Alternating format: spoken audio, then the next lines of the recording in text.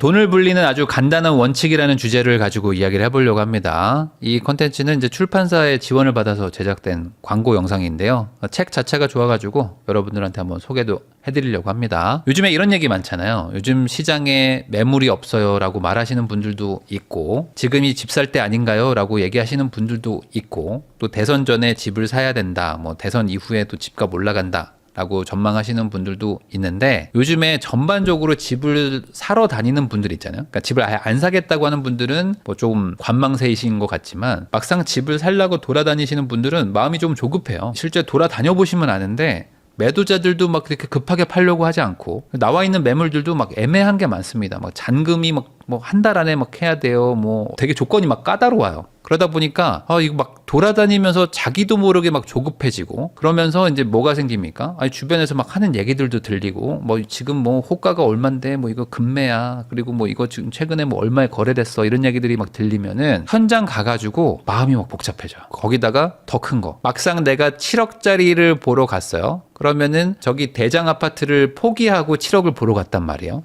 근데 여기다가 1억만 더 주면은 저기 대장을 갈 수 있어요. 그러면은 안 보일 때는 별 상관이 없는데 눈으로 딱 보잖아요. 그러면은 여보 그냥 1억 더 주고 저거 살까? 이거 아니지 않아? 여보 우리가 여기 사는 게 맞아? 하면서 막 갑자기 막 부부가 심각해져. 뭐 이렇게까지 돈이 없는 분들도 2천만 원 정도는 어디서 막 끌어오면 끌어올 수 있잖아요. 막 3천만 원은 끌어올 수 있잖아요. 이런 것들을 보면은 여보 여기 지금 백일동은 이게 지금 동향이잖아. 근데 저 백사동 물건은 남향이야. 남향이 더 좋은 거 아니야? 우리 한 3천만 더 쓸까? 이런 생각들을 막 하죠. 근데 문제가 뭡니까? 이 3천이 여유가 있으면은 7억 3천을 보러 왔겠죠. 대부분은 7억도 충분히 내가 과하다고 생각하고 왔는데, 여기서 조금만 더 그 돈 씨가 나오는 거지. 그 돈이면 야 저거 가야지, 야 그 돈이면 그랜저지, 이러면서 이제 계속 올라가잖아요. 그것처럼 현장 가면 이런 게 느껴집니다. 근데 매물이라도 많으면 다음에 올게요가 되는데, 매물도 많이 없고 막 다 1층 물건 막 2층 물건밖에 없으면 이거 사야 될 것 같은데, 다음에 오시면 늦어, 이런 얘기 한마디 들으면 바로 그냥 가계약금 쏘게 되거든요. 자, 그러다 보니까 하다가 자기도 모르게 예산을 초과해 가지고 레버리지를 막 쓰고 대출 받고 막 합니다. 그래서 막 7억짜리 보러 갔다가 8억 단지 계약하고 오는 경우가 생각보다 많아요. 그러면 이 1억은 뭘까요? 예상하지 못했던 대출로 충당한다. 근데 우리가 사실 이런 뭐 유튜브 콘텐츠들 같은 거 보면은 1억 투자해가지고 6억 벌었어요. 뭐 3천 투자해서 막 1억 벌었어요. 이런 얘기들을 어찌 보면 좀 자극적으로 많이 하는 경우도 있고, 여러분들도 이런 얘기들을 보면은 혹해가지고 또 많이 클릭도 하시잖아요. 그러니까 사람들이 가장 좋아하는 거는 작은 돈으로 큰 돈을 버는 거를 제일 좋아합니다. 그리고 그렇게 해야지만 사실 내가 빨리 부자 될 거라는 생각이 들기도 하고요. 근데 이렇게 작은 돈으로 큰 돈 번다는 거는 필연적으로 레버리지를 많이 쓴다는 거잖아요. 그리고 그 레버리지라는 것도 조금 쓰는 게 아니고, 나는 7억도 한계라고 생각했던 사람이 가서 8억짜리를 막 사는 것처럼 최대로 레버리지를 막 끌어다가 막 사거든요. 근데 그걸 계산해가지고 누가 옆에서 조언을 하고 막 미래의 어떤 그런 플랜을 보고 조언을 해도 사실 이게 쉽지가 않은데, 대부분 즉흥적으로 하시다 보니까 실제 최대 레버리지를 쓰고도 버티는 거는 소수밖에 없다. 그러니까 좋기를 기대하면서 레버리지를 쓰지만 나쁜 시절도 오잖아요. 그러면 그 나쁠 때는 애써 무시하고 그냥 레버리지를 최대로 쓰는 거죠. 그래서 잘 되면 좋은데 안 되면은 이제 큰 손해가 오는 거 아니겠습니까? 그래서 제가 오늘 소개할 책이 바로 요겁니다. 부의 전략 수업이라는 이제 신간인데요. 폴 포돌스키라는 저자가 쓴 건데, 이분이 이제 브릿지워터라고, 레이 달리오라는 분은 이제 유명하시니까 얼굴 아는 분들도 많으실 텐데, 세계 최대 헤지 펀드인 브릿지워터, 여기를 이제 만든 분이 이제 창업자고, 여기서 16년 정도 이제 파트너까지 이제 일을 하셨던 분이라고 합니다. 이분이 작가님인데, 이분이 케이트 캐피털이라는 것도 이제 설립해서 이제 뭐 투자 관리 회사도 운영하고 하시는 분이에요. 근데 이분이 이제 여기에 이제 책을 쓰면서 책에 뭐 여러 내용이 있지만 그 중에 제가 하나를 가져온 게 이겁니다. 돈 버는 방식은 아주 단순하다. 이것만 기억하세요라는 내용이 있어요. 그래서 이게 뭐야? 라고 봤더니 이겁니다. 돈을 불리는 원칙은 매우 단순하다. 버는 것보다 덜 쓰고 최고의 직업을 얻고 저축한 돈을 가장 저렴하고 단순한 주식과 채권에 투자하고 중독이나 이혼처럼 돈을 갉아먹는 함정에 빠지지 않는 것이다. 마지막으로 충분히 모았다 싶을 때 은퇴를 하고 남는 돈을 자녀와 나누면 된다. 라는 게 이분이 말한 돈을 버는 아주 단순한 방식입니다. 자, 이 내용을 여러분들 모르는 분 있나요? 사실 모르는 분 없잖아요. 다들 알죠? 그러니까 정답은 다들 알아요. 덜 노력하고 빨리 가고 싶은 마음에 풀 레버리지 쓰고 막 무리해서 투자하고 막 하는 거 아닙니까? 이 책에 이런 내용이 나옵니다. 소득은 높이고 지출은 줄여야 된다 라는 얘기가 나와요. 그러면 이거는 당연한 얘기라고 다들 알잖아요. 근데 이 당연한 얘기를 왜 못할까에 대한 얘기입니다. 그러니까 우리는 먹지 않으면 살이 빠진다는 걸 다들 알고 있지만 먹어요. 그리고 왜 살이 안 빠지는지를 고민하잖아요. 그것처럼 투자도 어찌 보면 정답이 있는데 그 정답을 피해서 지름길을 가려다 보니까 어찌 보면 정답이 옆에 있음에도 불구하고 애써 무시하는 거와 마찬가지겠죠. 자, 이런 내용이 있습니다. 사실 논리적으로 보면 주가가 오를수록 투자의 매력도는 줄어들어야 된다. 가격이 비싸졌기 때문이다. 그러나 인간의 심리는 정반대로 작동한다. 결국 투자자로서 돈을 벌기 위해서는 군중 심리에 휩쓸리지 않고 시장의 감정 변화를 읽어야 된다라는 내용이 있습니다. 이 내용 모르는 분 있어요? 다 알잖아요. 같은 물건을 쌀 때 사는 게 좋습니까? 비쌀 때 사는 게 좋습니까? 라고 얘기하면은 마트 가가지고는 우리가 이걸 그대로 잘 적용한단 말이죠. 1+1 사고 2+1 사고 8시 반에 떨이할 때 사고 이런 것들을 잘 하는데 투자할 때는 비싸지면은 사고 싶고 빠지면은 안 사고 싶잖아요. 그래서 가장 유명한 이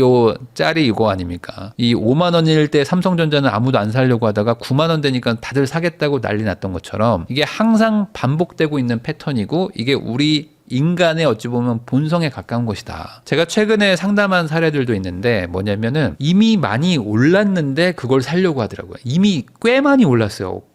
최근에 거의 한 15%에서 막 20% 가까이 올랐거든요. 그럼 엄청나게 많이 오른 거잖아요. 엄청 많이 올랐는데 그거를 되게 사고 싶어 하시는 분이 있어서 제가 이제 이런저런 얘기를 하면서 물어보니까 아니 이렇게 많이 올라갔는데 여기서 안 사면 이제 영원히 놓칠 것 같은 거예요 라는 말을 저한테 계속 하시는 거예요. 그래서 제가 아니다.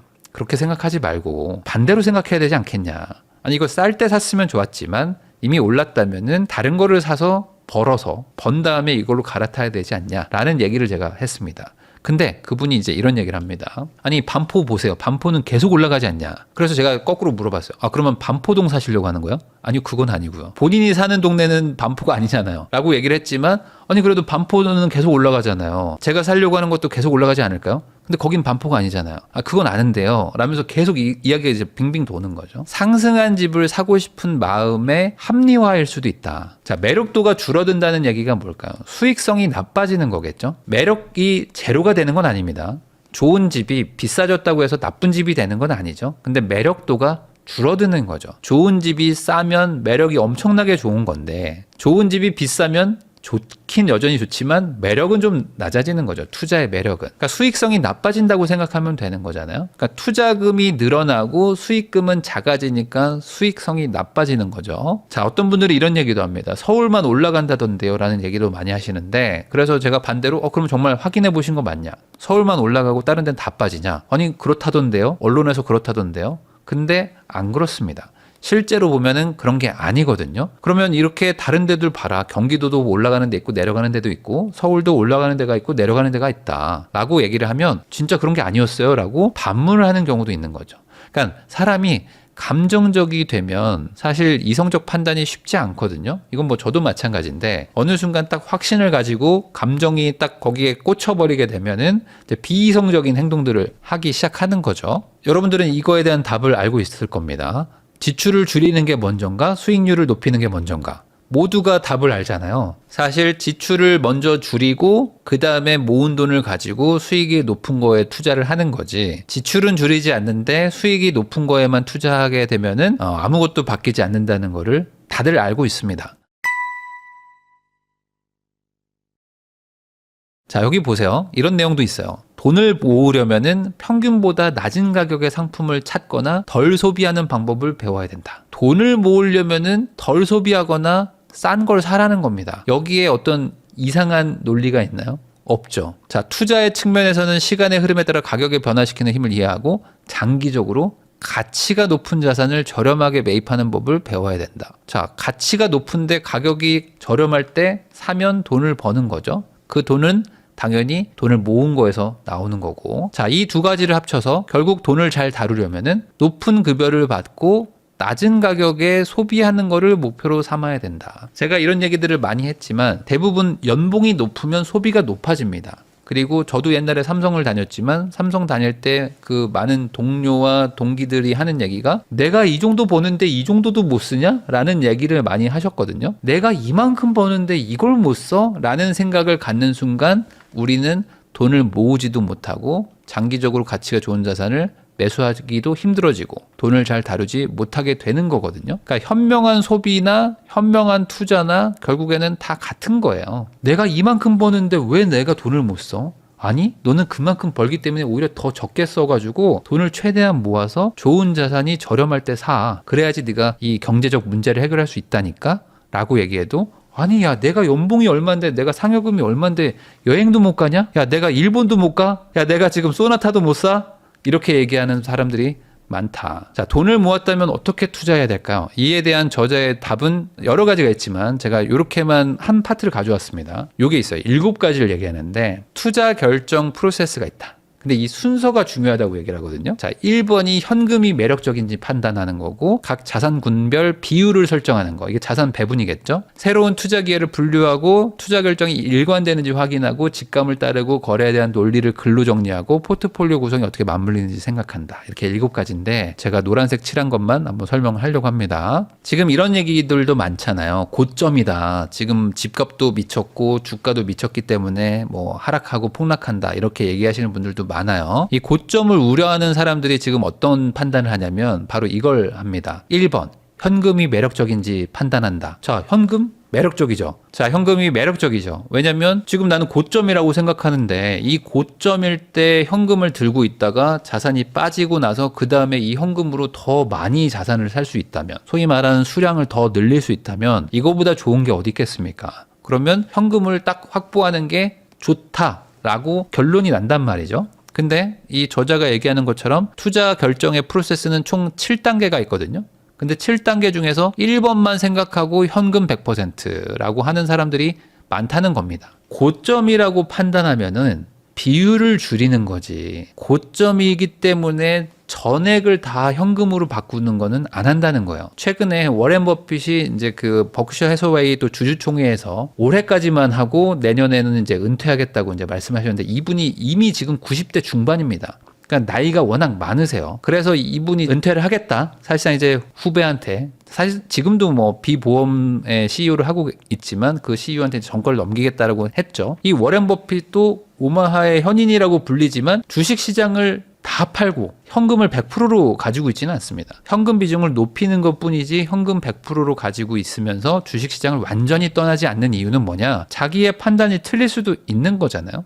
그러니까 비율을 조정한다. 그게 바로 여기 2번째에 나오는 내용입니다. 그러니까 현금이 매력적이다? 오케이. 그럼 현금 100%. 이게 아니고 그러면 현금이 매력적이라면 현금의 비중을 좀 높이긴 하는데 내가 틀릴 수도 있으니까 자산군별 비율을 좀 조정을 해야 되겠다. 그럼 내가 지금 현금이 몇 퍼센트 있지? 내가 10% 있네? 그럼 이걸 조금 높이고 좀 자산들을 조금 팔아가지고 현금화 해야겠다 라고 한다는 거죠. 자, 7번도 중요하거든요. 7번. 이 7번이 아주 중요한데 이게 무슨 소리냐. 내가 가진 자산들 중에는 반대로 움직이는 자산들도 있어야 된다는 의미예요. 아주 단순히 얘기하면. 근데 내가 가진 자산이 한쪽 방향으로만 가는 자산들만 있다면 이것도 비중을 조정을 해야 된다는 겁니다. 자, 1번부터 6번까지 쭉 온 다음에 마지막으로 비율 조정을 또 하라는 거예요. 또 해서 방향이 너무 똑같은 것만 있어. 다 하락에 베팅을 하는 거예요, 내가. 그러면은 상승을 할 때 큰 위험이 생기니까 상승을 할 수도 있는, 그러니까 내가 어떤 뷰를 전망했을 때 반대로도 움직일 수 있는 어떤 자산을 일부는 가지고 있으라. 자, 여러분들 한번 생각해 보세요. 대출을 최대로 받아가지고 내가 가진 돈 100원까지 탈탈 털어가지고 집을 삽니다. 이렇게 집을 사는 거를 보고 여러분들 중에 많은 분들이 문제가 많다라고 하잖아요. 야, 저거는 미친 짓이다라고 하잖아요. 그러면 반대로 대출을 하나도 안 받고 전세를 살고 있는 거예요. 이거는 극단적으로 현금을 보유하겠다는 개념인 거죠. 자, 그리고 첫 번째는 극단적으로 현금을 보유하지 않고 부동산에 투자하겠다는 거죠. 이 1번이 미친 짓이면 2번도 미친 짓입니다. 맞잖아요. 왜냐하면 방향이라는 거는 한 방향에 내 모든 자산을 베팅하면 안 된다는 거예요. 상승에 베팅하는 게 1번이라면 하락에 베팅하는 게 2번 아닙니까? 그러니까 둘 다 한쪽 방향에 극단적으로 편중된 자산 배분을 하는 순간 문제가 생긴다는 겁니다. 자, 방향성이 다른 자산들을 분산 투자해야 된다. 라는 게 이 책의 내용인데 이건 사실 뭐 정답에 가까운 모든 투자자들이 하는 얘기입니다. 근데 이게 참 어렵죠. 그래서 결국에는 내가 보는 전망에 맞춰서 예측한 방향에 기대서 어느 정도 비중을 조절할 뿐이다 라고 생각하시면 될 것 같아요. 자, 하락장이 왔을 때 자주 하는 말이 있어요. 뭐냐면 싼 게 너무 많은데 현금이 없다. 아, 지금 주가가 너무 낮아가지고 지금 뭐 사야 되는데 현금이 없어요. 나도 물려있어 라고 얘기하잖아요. 그러면 이 말의 반대가 뭘까요? 100% 현금을 가지고 있다가 상승장이 와버리면은 답이 안 나옵니다. 그때는 집을 못 사는 경우도 있고 주식은 내가 원래 100개 살 거를 뭐 80개, 70개밖에 못 사잖아요. 그러니까 결국에 방향을 못 맞췄을 때 오는 타격을 어떻게 상쇄할 것이냐. 이것도 좀 생각을 해봐야 되죠. 자, 그리고 투자할 돈이 생기면 투자할 돈을 전부 다 올인하면 안 되고 어느 정도 좀 비상금, 그러니까 일종의 현금은 항상 보유를 해야 된다. 저도 이 부분을 계속 생각하고 있거든요. 그러니까 비상 상황이라는 거는 생각보다 많이 발생하고 내가 전망을 잘못했을 수도 있다는 거는 생각보다 높은 확률일 수 있습니다. 그러면 내가 가진 돈이 뭐 5억이면 5억을 전액 다 투자한다 라기보다는 조금은 떼서 가지고 있어야 되는 거죠. 그게 어찌 보면 반대로 움직이는 방향에 좀 베팅하는 걸 수도 있고 더 중요한 건 내가 만약에 선택을 잘못했다면 그걸로 일부 좀 충당을 하거나 아니면 두 번째 기회를 잡을 수 있는 여유를 남겨놓는 거일 수도 있는 거죠. 자, 비상금이나 여유자금이 없이 투자하는 경우에는 사람은 비이성적인 판단을 하거든요. 저도 젊을 때 지금보다 레버리지를 훨씬 더 많이 쓰고 막 그랬는데 그럴 때 정말 운이 좋았다고 생각하는 게 지나고 나서 보니까 한 번 삐끗하면 정말 다시는 회복하지 못할 정도의 레버리지를 썼었거든요. 그럼에도 불구하고 정말 운때가 맞아서 이렇게 왔던 거지 그때 한 번이라도 비이성적인 판단을 했으면은 진짜 지금의 저는 없었을 수도 있습니다. 투자를 해보신 분들은 이걸 경험을 다들 해봤을 텐데 생각보다 내가 나약한 존재구나. 그리고 생각보다 내가 비이성적으로 움직이는구나라는 거를 좀 판돈이 커지면 알게 됩니다. 제가 예전에 이런 분들도 봤거든요. 그러니까 2년 뒤에 분양 잔금을 내야 돼요. 그래서 그 돈을 지금 차곡차곡 모으고 있는 분이 있었는데 그분이 테슬라에 올인했던 분이 있었어요. 근데 처음에 막 올라가기 시작하는 거야. 그래가지고 야 이걸로 이제 돈 엄청 벌어가지고 잔금 내고 갈아타기 해야 되겠다라고 하다가 또 급락해. 그래서 이제 어느 순간 야 잔금 어떻게 내지? 하면서 막 머리가 막 빠개지겠다 막 이렇게 얘기하는 거야. 근데 다시 또 급등해. 이거 어떡하지? 거기서 또 물을 타. 다시 또 막 급락해. 그러니까 이 테슬라 때문에 막 2년 동안 막 미치겠다고 하는 분이 있었거든요. 그러니까 그런 거를 하면 안 된다는 거죠. 비상금이나 여유자금이 없을 때 사람들은 비이성적인 판단을 한다. 자, 부동산이나 주식이나 코인 같은 거 보면 다 똑같잖아요. 이 패턴이 똑같아요. 자산구는 달라도. 그러면 결국에 이런 걸 하는 사람이 문제다라는 거겠죠. 그러니까 똘똘한 한 채의 극단에 있는 집의 리스크도 분명히 있는 겁니다. 그러니까 똘똘한 한 채가 지금 다들 막 좋다 하니까 뭐 영혼까지 끌어모아가지고 지금 무조건 서울에 등기 쳐야 됩니다라고 말하시는 분들도 있는데 그 판단이 틀리면 어떡하냐는 거죠. 틀리면 아니요, 전 절대 안 틀릴 건데요 라고 말하기에는 자산의 배분을 생각해 보셔야 됩니다. 자, 이 방향은 앞으로 계속된다라고 모두가 믿으면 그때가 위험한 거잖아요. 그러니까 이럴 때는 무리한 투자를 하면 안 되는 거죠. 그러니까 집을 사지 말라는 게 아니라 그렇게 모든 자산의 미래 레버리지까지 다 땡겨가지고 내가 감당할 수 없는 거를 사는 게 맞추면 좋은데 못 맞추면 어떡하냐? 그때는 대안이 없어지는 거잖아요. 사람들이 망했다고 관심도 갖지 않는 곳 중에 답이 있다. 저의 요즘 최대 관심사라고 했잖아요. 사람들이 망했다고 생각하는 곳에도 답이 있을 것이다. 그렇게 얘기했더니 그럼 망한 곳에다가 올인해야 되냐? 저 그럼 지금 지방 아파트 올인합니다. 뭐 이런 댓글들 달리는 분들이 있는데 진심이라면 투자를 하시면 안 되고요. 농담이라면은 그냥 그렇게 넘어가면 됩니다. 결국에는 저는 지금 막 올라가고 있는 곳들은 매력도가 떨어진다라는 거를 이해하냐 못하냐가 이 책의 가장 어찌 보면은 중요한 포인트라고 봐요. 제가 지금 설명드린 책은 부의 전략 수업이라는 책이거든요. 근데 이 책이 기본을 많이 얘기하고 이 내용 말고도 다른 게 있습니다. 근데 결국엔 어쨌든 투자를 오래 했던 분이 쓴 책이라 그런지 결국에 우리가 그 감정에 휩쓸리는 부분 그런 부분들을 좀 잘 정리한 게 있어서 저는 이 책이 좀 괜찮더라고요. 그래서 이 책의 내용이 아까 뭐 다양하게 있지만 요 투자를 선택하는 요 프로세스 7과정이잖아요. 요 부분을 한번 읽어보시면 좋을 것 같아요. 특히 1번에 꽂히는 분들이 있거든요. 현금이 매력적이지 지금은 가격이 너무 비싸. 그러니까 나는 다 팔고 현금 100% 보유하겠다. 이거는 워렌 버핏도 안 합니다. 워렌 버핏도 안 하는 거를 내가 하려고 하는 것도 이것도 커다란 리스크다라는 것도 한번 생각해 보시고, 나머지들도 있기 때문에 여기 이런 것도 있거든요. 근로 정리하라는 것도 있거든요. 근로 정리 안 하면 내가